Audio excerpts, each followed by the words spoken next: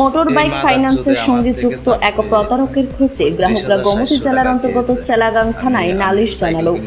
গ্রাহকদের অভিযোগ, ফাইন্যান্সে মোটর বাইক ক্রয় করলে প্রতি মাসে ধার্য টাকা মিটিয়ে দেওয়ার পরও এই প্রতারক ফাইন্যান্স কোম্পানিতে কোনো রকম টাকা জমা করেননি।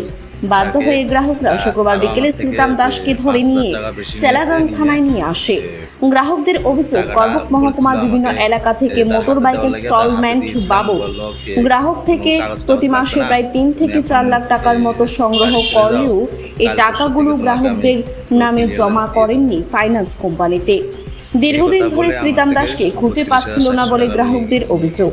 শুক্রবার করবুকের কোনো একটা জায়গা থেকে শ্রীরাম দাসকে গ্রাহকরা আটক করে থানায় নিয়ে আসে। বর্তমানে এই প্রতারক চেলাগাং থানায় রয়েছে। এই লোকটা বলে মানুষের 4 লাখ টাকা মেরে আপনার যদি কেউ আমাকে সাপোর্ট করেন, আমার ভিডিওটা সবাই শেয়ার করে, আরো কার কার সাথে এরকম করেছে, অনেক মানুষ আছে আরো এরকম করেছে, অনেক কষ্ট করে আপনারা যদি ভিডিওটা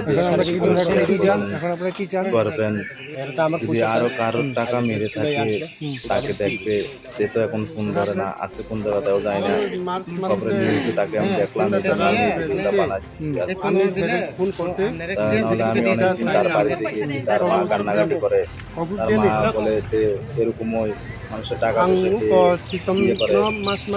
আমি আরেকবার যাবো তাদের বাড়িতে। আপনারা সবাই ভিডিওটা মানুষ আছে, আপনারা যদি শেয়ার করেন তাকে টাকা উদ্ধার করা যায়। আর যদি শেয়ার না করেন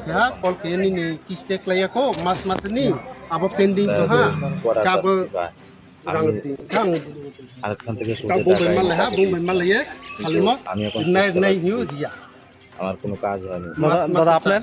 আমারও তো মার্চ মাসের কিস্তি রিসিপ্ট কপি দেয় না, ডাইরেক্ট ক্যাশ টাকা নিব কইয়া ক্যাশ টাকা পাঠাও কইয়া গেছি বাজারে, দাদারে লাগল পাইছি, আমি অনলাইনে দিছি, ওখানে প্রুফ আছে, তাইনা স্ক্যানার টেনার সব আছে, আমার এখানে পাঠাইছে, এটা প্রুফ ওখানে তাইনারে দেখাইছে, এটা স্ক্যানার পাঠাইছে, স্ক্যানার দিয়েও এখানে সেন্ড করছে, সেন্ড করে রিসিপ্ট কপি দিব কইয়া এখনো পর্যন্ত দিছে না রিসিপ্ট কপি। হ্যাঁ, কি আপনার সাথে দেখা করো না নাকি? না দাদার লগে দেখা হয়েছে। তো ওখানে আপনারা কিভাবে খবর পাইছেন যে এখানে আছে? এটা ওই শোরুমে ফোন কইরা খবর পাইছে, চেলাগাং থানাতে আটকে নিয়েছে। ফাইন্যান্স লোক আছে, তাইনেরও ফোন করছে, এখানে তাইনেরে করছে। ঠিক আছে। মোটর বাইক ফাইন্যান্সের সঙ্গে যুক্ত এক প্রতারকের খোঁজে গ্রাহকরা গোমতী জেলার অন্তর্গত চেলাগাং থানায় নালিশ জানালো। গ্রাহকদের অভিযোগ, ফাইন্যান্সে মোটর বাইক ক্রয় করলে প্রতি মাসে ধার্য টাকা মিটিয়ে দেওয়ার পরও এই প্রতারক ফাইন্যান্স কোম্পানিতে কোনো রকম টাকা জমা করেননি। বাধ্য হয়ে গ্রাহকরা শুক্রবার বিকেলে শ্রীরাম দাসকে ধরে নিয়ে চেলাগাং থানায় নিয়ে আসে। গ্রাহকদের অভিযোগ, করবুক মহকুমার বিভিন্ন এলাকা থেকে মোটর বাইকের স্টলমেন্ট বাবদ গ্রাহক থেকে প্রতি মাসে প্রায় 3 থেকে 4 লাখ টাকার মতো সংগ্রহ করলেও এই টাকাগুলো গ্রাহকদের নামে জমা করেননি ফাইন্যান্স কোম্পানিতে। দীর্ঘদিন ধরে শ্রীরাম দাসকে খুঁজে পাচ্ছিল না বলে গ্রাহকদের অভিযোগ। শুক্রবার করবুকের কোনো একটা জায়গা থেকে শ্রীরাম দাসকে গ্রাহকরা আটক করে থানায় নিয়ে আসে। বর্তমানে এই প্রতারক চেলাগাং থানায় রয়েছে।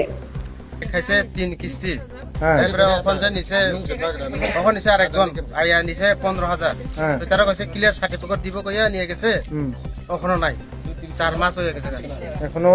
এখন বিডি প্রুফ আছে, টাকা নিচে ক্লিয়ার সার্টিফিকেট আগে তো নাই, ওই যে তারা বাইক নিচে যে চিট্টম কই আর কি, তারা তাই বেটা নিচে। নাম কি? চিট্টম কি? আমি তো জানি না, তারা কই চিট্টম কই আর কি, চিট্টম দেনি কই চিট্টম নি কই জানি না, তারা নিয়ে গেছে।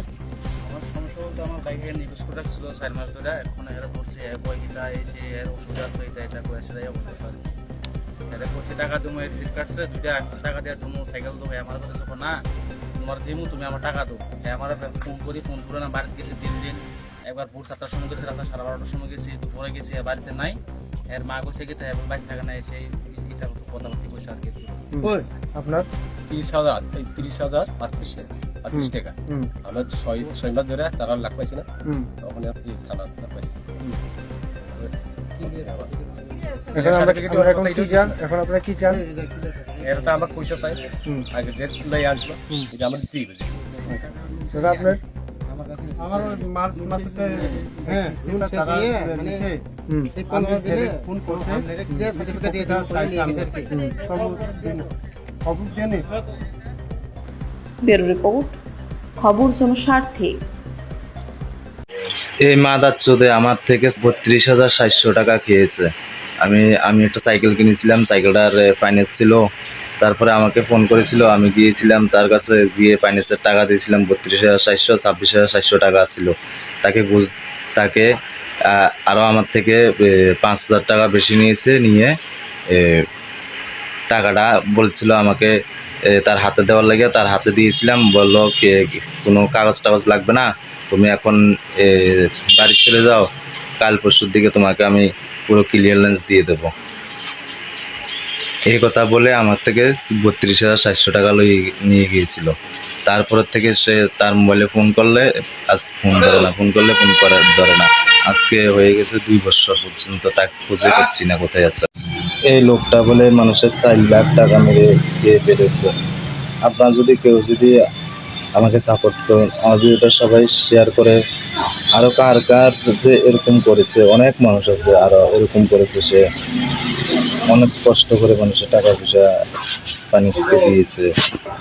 আপনারা যদি ভিডিওটা বেশি বেশি করে শেয়ার করবেন, যদি আরও কারোর টাকা মেরে থাকে তাকে দেখবে, তে তো এখন ফোন ধরে না, আছে কোন জায়গাতেও যায় না। খবরের নিউজে তাকে আমি দেখলাম, এই জন্য আমি ভিডিওটা বানাচ্ছি আজকে।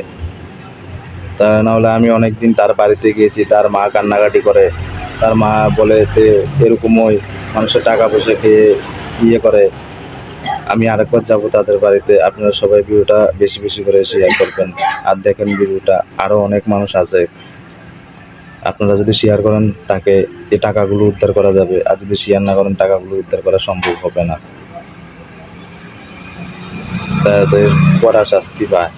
আমি আরেকখান থেকে সুদে টাকা এনে তাকে দিয়েছিলাম, কিন্তু আমি এখন সুদ চালাচ্ছি, আমার কোনো কাজ হয়নি। সরি, আপনাদেরকে অনেক অনেক রিকোয়েস্ট করছি, আপনারা বেশি বেশি করে ভিডিওটা শেয়ার করে দিবেন।